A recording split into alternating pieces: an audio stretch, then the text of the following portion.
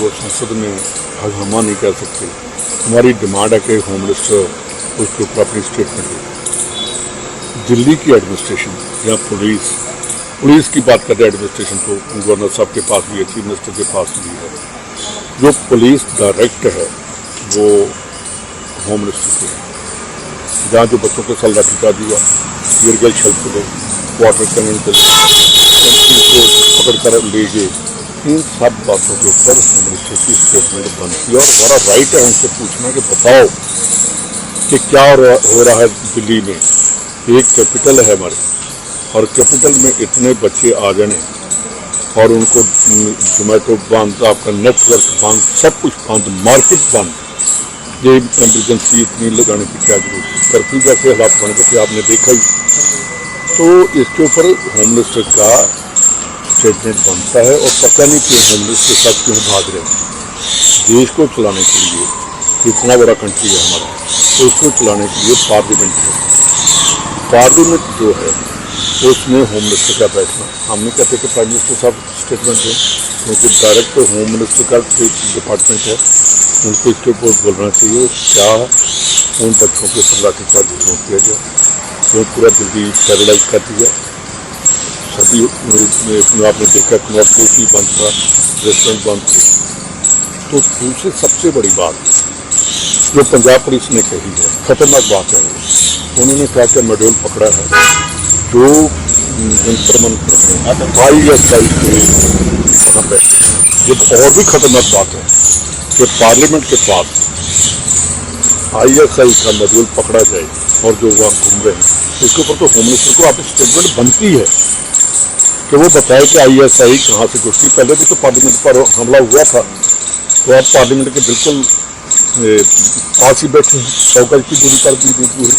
तो ये सभी बातें हैं, इसके ऊपर हम तो कह रहे हैं कि प्राइम मिनिस्टर साहब या आप नहीं तो होम मिनिस्टर जो है उनको स्टेटमेंट लेनी बनती है। और जो पंजाब में सीरियल ब्लास्ट हो रहे हैं, परसों 2 दिन पहले बटाला में पुलिस चौकी पर, अर्बन स्टेट की पुलिस चौकी पर अटैक हुआ हैंड ग्रेनेड, और वहाँ की पुलिस ने कह दिया कि कोई हैंड ग्रेनेड अटैक नहीं है। जो दीवार में डैमेज हुई थी उसके ऊपर वाइट वॉश कर दिया गया, जो गाड़ी थी वो उठा कर ले गए। तो बाद में कल प्रेस कॉन्फ्रेंस कर दी कि हमने बहुत बड़ा मॉड्यूल पकड़ लिया है बरखास्ता इंटरनेशनल का।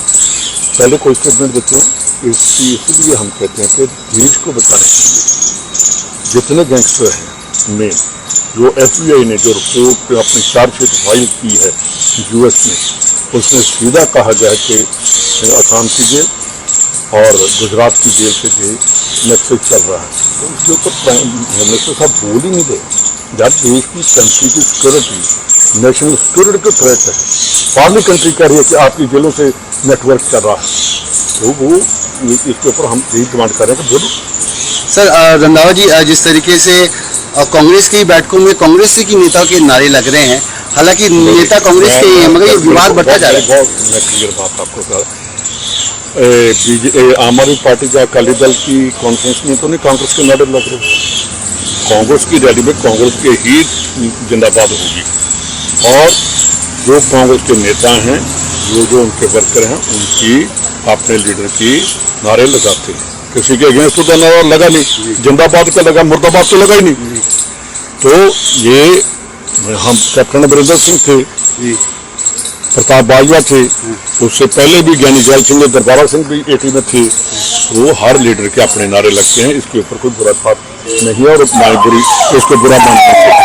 एक सवाल सर, पोस्टर चंद्र जी के पोस्टर लगे हैं कि बीजेपी में जा रहे हैं, RSS के पोस्टर लगे हैं, किसने लगाए हैं, जिसने लगाए हैं वो मेरे हाँ यार। अभी मैं और तनील साहब थे, हमने बाजवा साहब आए थे, तो हम इकट्ठे लंच किया हमने। तो अगर कोई ऐसी करता है, मेरा ख्याल के कल मेरे को कोई कहेगा कि सुखजिंदर सिंह रंधावा बीजेपी में चला जाएगा। त्रिपत बाजवा के फादर जी 1946 में मिनिस्टर बन गए थे कांग्रेस की तरफ से, ज्वाइंट जब पंजाब साहब, लाहौर और पंजाब।